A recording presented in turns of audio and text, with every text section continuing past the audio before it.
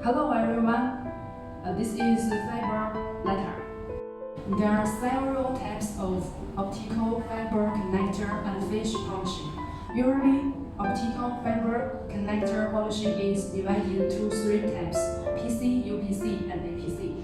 PC and fish belong to a kind of physical and fish, which is microsphere.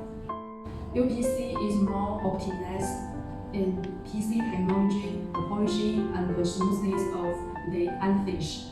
Its endfish is dome shape. APC is also physical contact. It is an angle bevel.